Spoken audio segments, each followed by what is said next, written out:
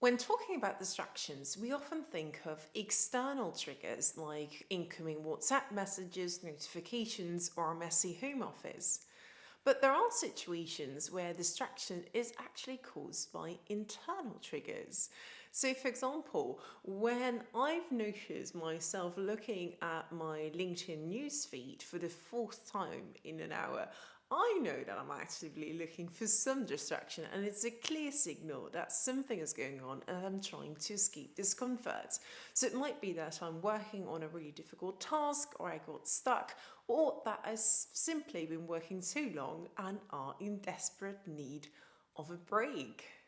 This is all very logical behavior and rationally it can be explained, since our brains evolutionary are trying to move towards perceived rewards and get away from perceived discomfort. Often we're trying to distract ourselves by doing something which is more or less okay, that gives us some instant gratification or pleasure, like checking our LinkedIn newsfeed or reading some Twitter messages.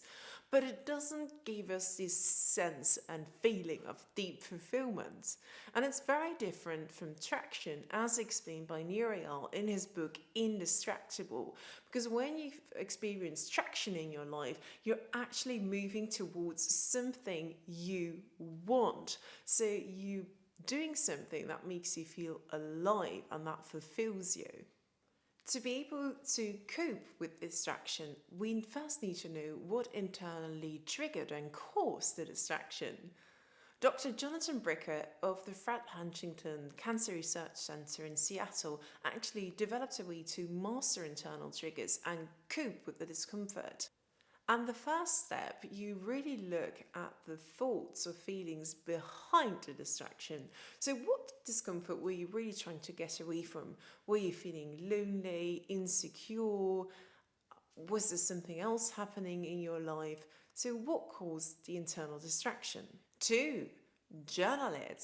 Write down when you were feeling this internal trigger. What were you doing? Where were you? Who were you with? This gives you some insight into what is going on, and you'll be better able to manage this internal trigger in the future. Three, explore the feeling and stay curious. So just before you move into this distraction, you got a certain feeling.